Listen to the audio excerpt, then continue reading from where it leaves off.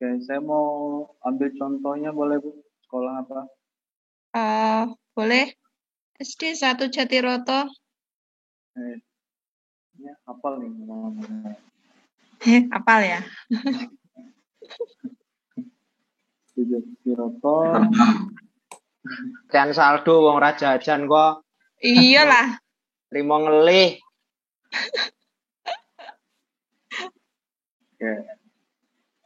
Saldo tunainya itu 36.794.354. Wah, banyak kali angka-angkanya. Misalnya. Nah ini kan. Nah ini sini saya coba tambah ya. Tambah di tanggalnya bulan Januari. Pilih bulan Januari. Penutup kasnya ini ya. Bendahara. Nah di sini saldo kasnya 0. Perbedaannya 3.386.878. Oke, kita ini dulu. Iya. Saldo banknya berapa, Bu?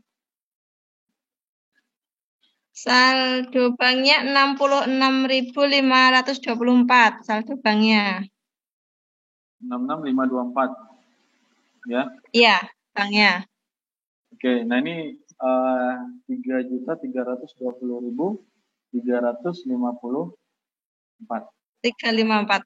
Ya. 4. Nah 54 ini yang nggak ada ya. Nah ini perinciannya gimana? Nah ini contoh Bu ya. Contoh, misalnya di lembar uang kertasnya ini dimulai dari pecahan 1.000 sampai dengan 100.000. Untuk yang 100.000 misalkan. Ini ada berapa ya? Kita buat 30 ya. Ya 30 langsung gitu aja. Langsung 30 gitu aja. Oke, 50.000-nya berapa nih? Saya butuh suara nih. 6. 6.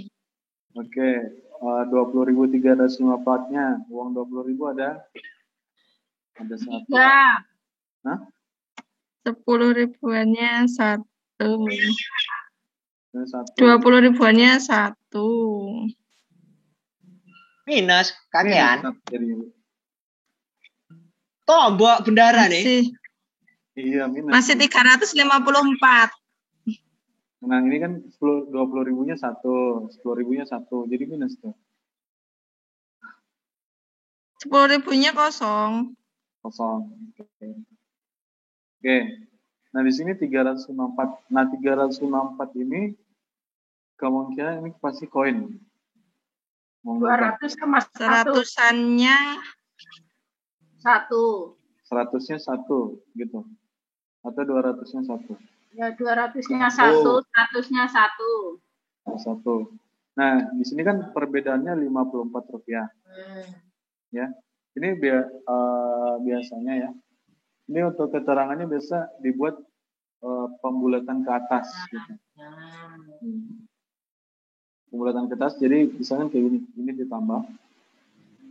Ya. Jadi di sini pembulatan ke atas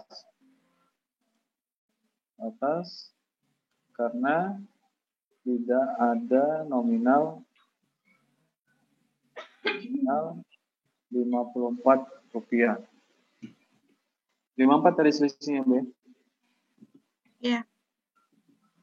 Nah, jadi buat penjelasan perbedaannya seperti ini. Kalau yang 54, tapi kalau yang 50 atau 49 ke bawah, itu dibuat pembulatan ke bawah. Oh ya, jelas. Oke, jelas, siap. Ini saya simpan atau saya batal nih, Bu? Disimpan saja, enggak apa-apa. Tapi ini saya juga mengerjakan dari sini. Ya, tapi coba di refresh itu nanti muncul depan. Oh ya, siap. Oke. Untuk penutup kas, kita coba sampai jam berapa? 1, 2, 3. Oke, untuk penutup kas, Bapak Ibu, mau saya kasih contoh lagi?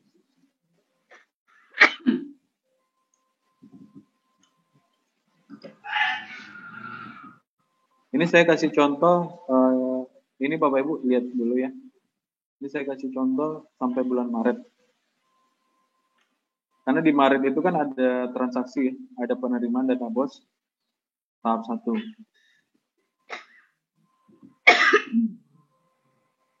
Oke, ini tadi 3, 2, 4.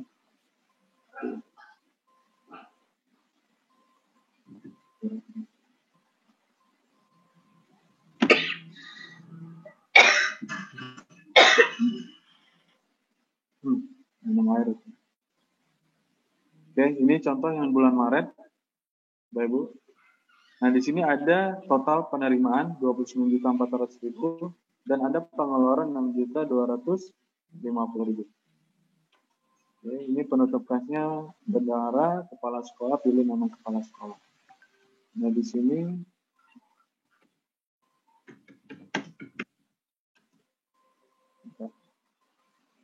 saya mau cek saldo tunainya. Saldo tunainya itu berapa?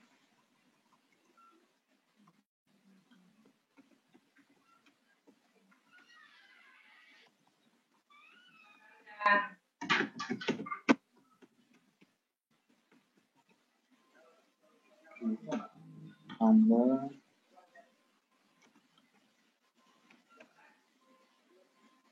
Maret.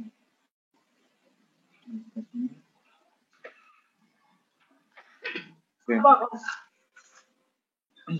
23.50. Oke, saldo banknya ini 8.700.000.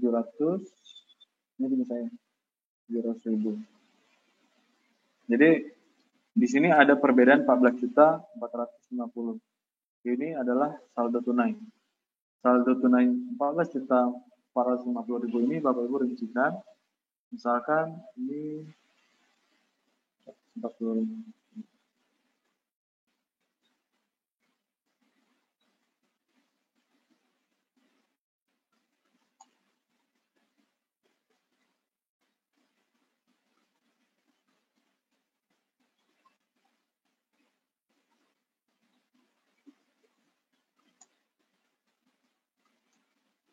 Oke. Nah, ini contohnya. Ini kalau nggak ada perbedaan, tapi biasanya kalau Bapak Ibu ya, kayak pembayaran listrik itu biasanya ada seperti Rp13, Rp14, atau Rp26. Biasanya ada pembayaran listrik seperti itu ya.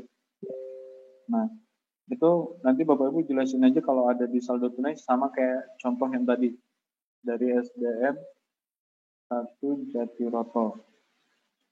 Ya. Nah, di sini kalau perbedaannya 0, penjelasan perbedaannya Bapak Ibu nggak buat ya. Nggak usah diisi. Kalau sudah, klik tombol simpan. Oke, sampai di sini. Untuk penutup kasnya bisa dipahami Bapak Ibu? Sampai di sini bisa dipahami.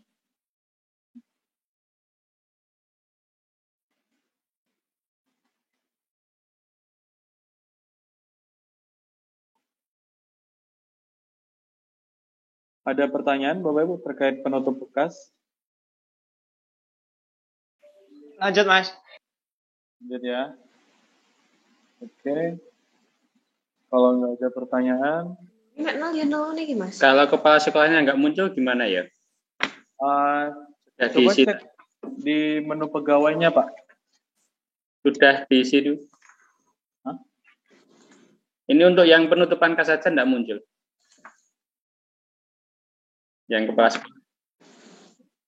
Yang mana? Yang menu penutup kas nggak muncul Pak? Iya. Kalau yang menu yang lain-lain bisa muncul. Menunya ya Pak? Kepala sekolahnya nggak mau muncul. Di menu pegawainya? Sudah diinputkan. Sudah diinput. Itu statusnya aktif atau tidak aktif Pak? Aktif. Aktif.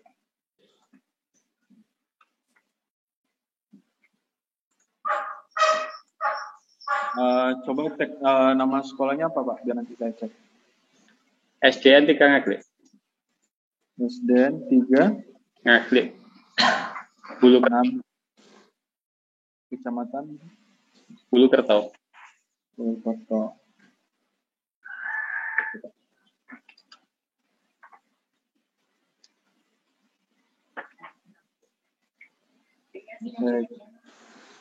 Oke, baiklah Bapak Ibu. Untuk penutup kelas ini saya cek dulu ya, yang punya SDN 3 Kecamatan Purwokerto. Ya, Pak ya. Nah, untuk yang menu selanjutnya ini akan dijelaskan oleh Pak Sepria. Kepada Pak Sepria, saya persilakan.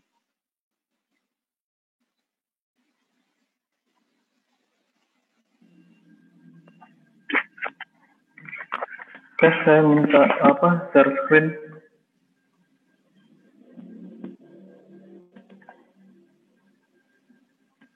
Jangan. Pak Saroko.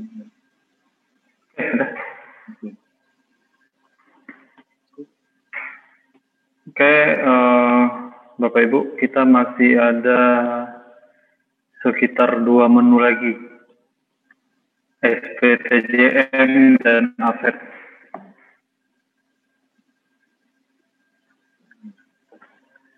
Ada kedengar suara saya, Bapak Ibu? Terdengar serak-serak basah, Mas. Serak basah. Basah. Di sini kita tinggal 2 menu nih, aset sama SPTJM nih. Nah, sebelum kita ke aset, sebelum kita ke menu aset, saya lompat dulu langsung kita ke menu SPTJM. Oke, sekarang coba Bapak Ibu klik menu SPTJM-nya.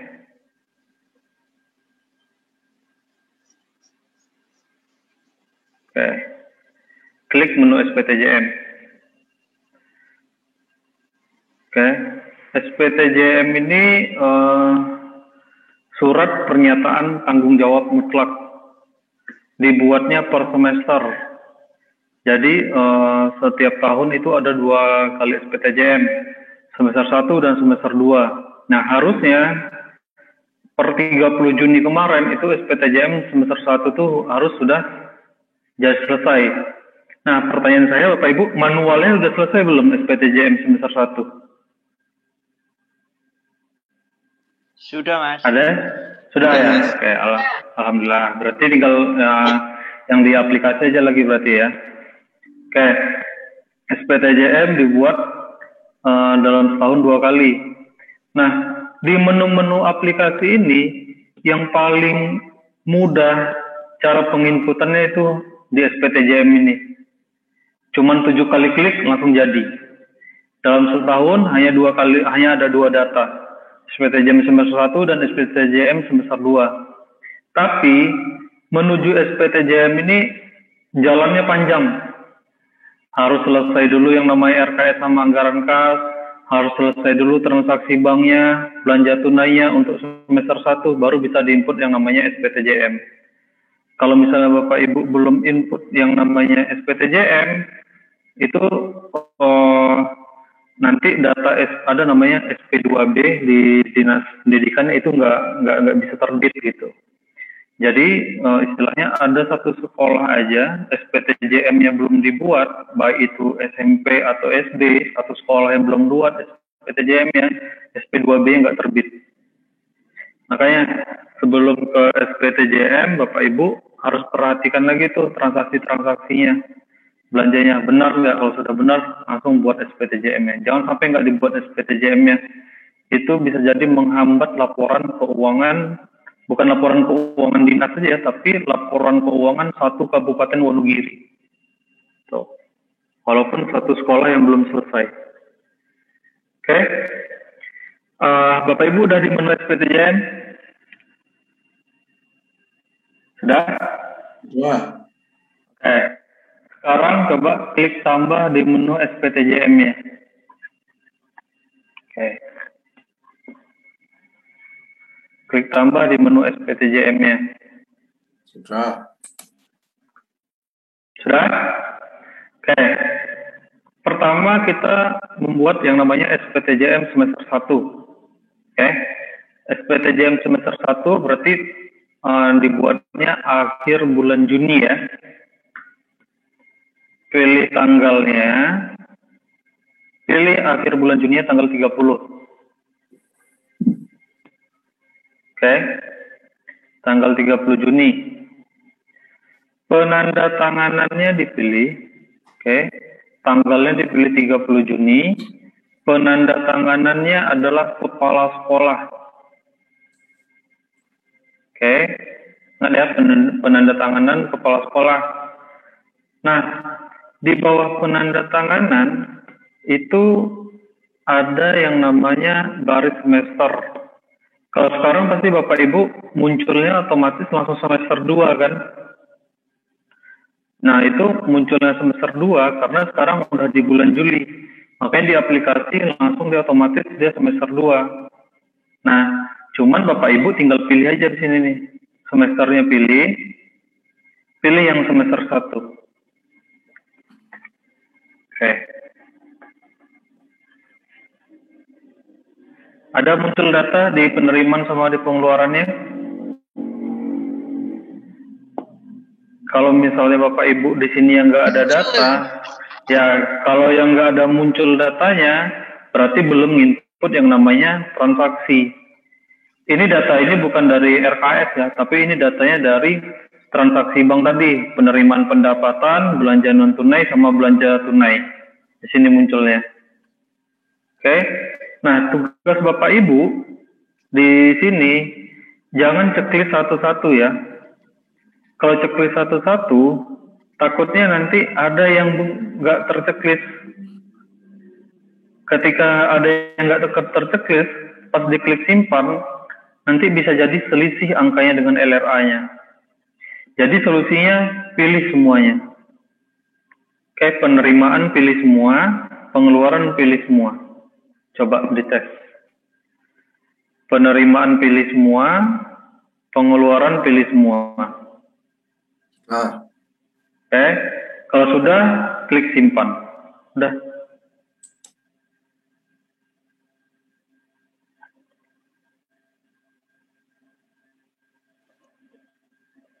Oke. Sukses menyimpan. Kan. Nah, SPTJM mudah kan buatnya. Klik-klik 7 kali. Ya. Sampai 7 kali selesai. Cuman menuju SPTJM panjang. Dan setelah Bapak Ibu SPTJM, efeknya juga panjang. Ketika Bapak Ibu udah SPTJM udah dibuat, itu transaksi-transaksi tidak bisa dihapus atau dirubah. Oke, sekarang coba yang sudah tersimpan tadi diklik. Di atasnya ada tanda print SPTJM.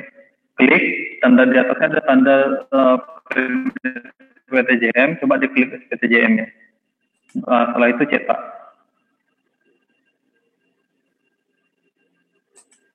Nih, SPTJM semester 1. Ada barcode-nya. Oke. Ya, sudah. SPTJM cetak.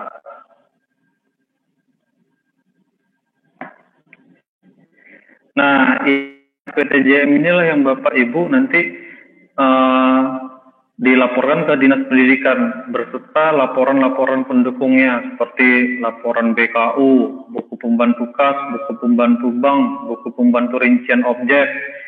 Oke. Nah, itu dilampirkan dengan yang ini, SPTJM.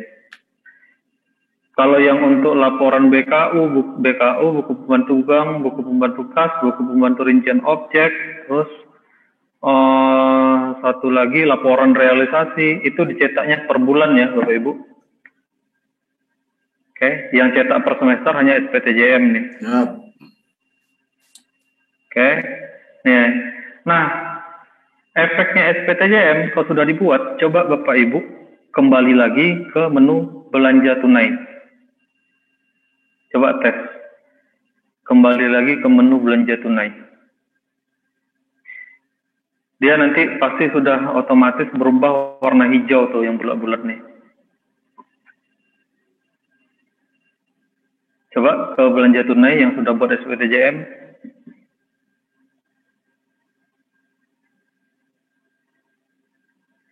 Udah?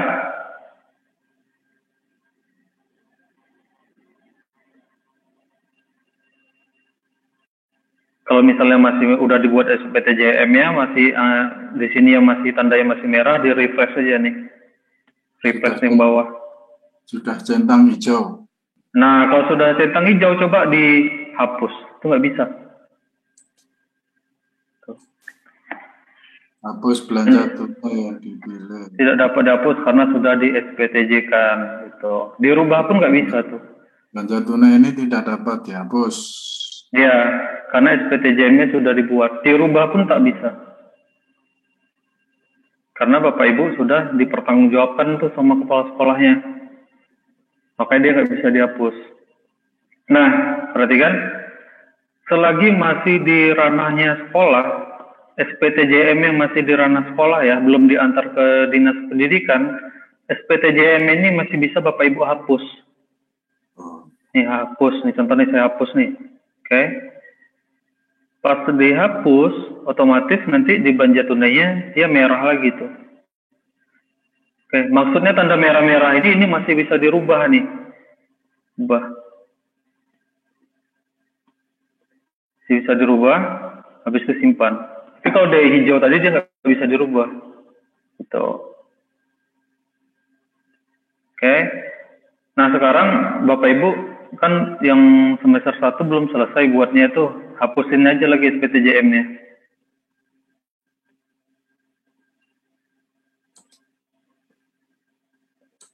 Oke, SPTJM.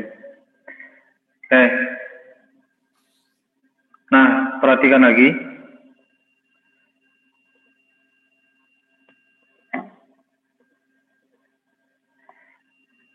Oke. Pak Saroko, masih ada Pak Saroko?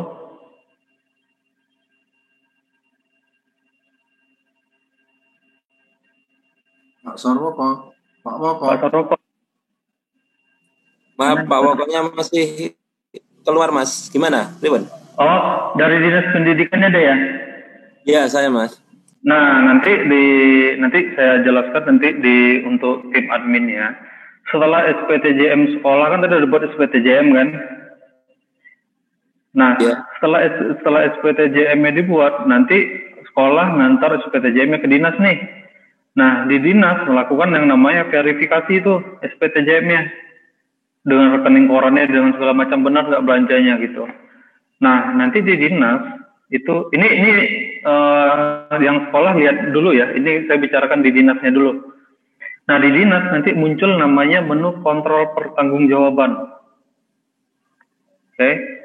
Muncul kontrol pertanggungjawaban nih. Oke. Ya. Nah, di kontrol pertanggungjawaban ini nanti dari tim dinasnya sekolah di semester 1 itu per sekolah harus di-approve semuanya. Harus di-approve. Contohnya gini nih. Saya contohkan sekolah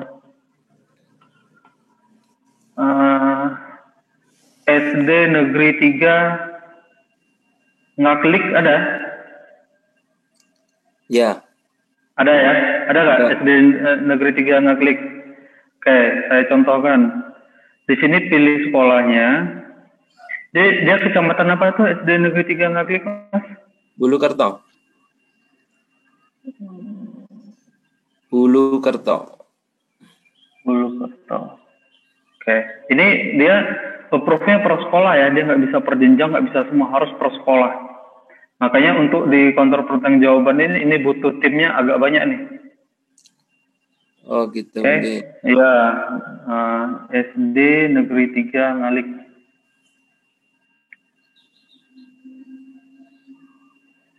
Oke, tugasnya admin nanti ini penerimanya di checklist. Oke, ini juga di checklist. Perhatikan yang bawahnya ini, total approve sama penerimanya sudah sama. Jangan sampai dia nggak sama, Mas. Misalnya gini nih. Nah, nggak sama nih. Oh, berarti iya. dia belum terchecklist kan. Nanti efeknya SP2B-nya nanti selisih. Oh gitu. Oke, nah setelah di checklist, oke, semester 1 SD Negeri 3 Ngalik baru di approve. Yes. Nah, ketika Mas sudah approve, itu untuk SD Negeri 3 Ngalik ini nggak akan bisa merubah, menghapus, menambahkan data di semester 1, nggak bisa. Coba tes. Ada SD Negeri 3 Ngalik? Coba dites hapus SPTJM-nya, bisa nggak? Hapus SPTJM bentar. Ya, coba hapus SPTJM. Anda tidak bisa mengubah SPTJM semester 1. Nah, karena sudah di-approve. Itu bukan SPTJM aja efeknya. Transaksi belanja tunai, belanja non tunai dan yang lainnya di semester 1 itu Bapak nggak bisa merubah tuh. Karena sudah di-approve sama Dinas Pendidikan. Makanya ketika SPTJM sebelum diantar ke Dinas Pendidikan, perhatikan lagi tuh. Udah benar atau belum? Kalau misalnya udah benar, baru Bapak Ibu antarkan ke dinas. Nah, tapi di pertengahan jalan nih, misalnya SPTJM udah diantarkan ke dinas, tiba-tiba ada data yang salah, langsung dilaporkan aja ke Dinas Pendidikannya. Nanti tim admin Dinas Pendidikannya melakukan yang namanya unapprove. Tinggal unapprove lagi, baru dia. Nah, otomatis nanti yang sekolah yang di-unapprove tadi itu bisa merubah lagi dia. Gitu. Dia sudah mengunci. Itu efeknya kalau SPTJM sudah dibuat dan sudah dilaporkan ke dinas. Tuh. Nah, untuk sekarang Bapak Ibu yang sekarang udah pada bikin SPTJM, dihapusin aja lagi.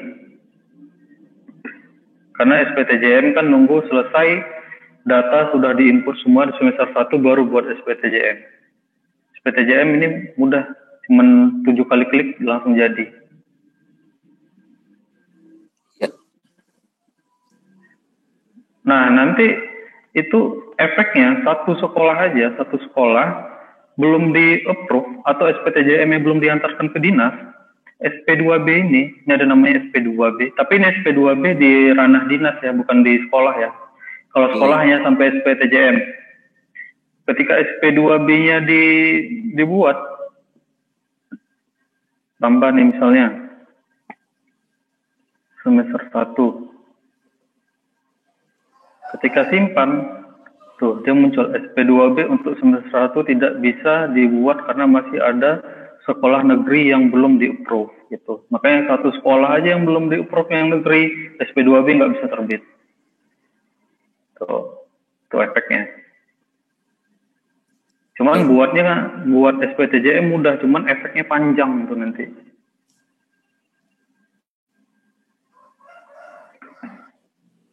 Oke Bapak Ibu, SPTJM ada pertanyaan?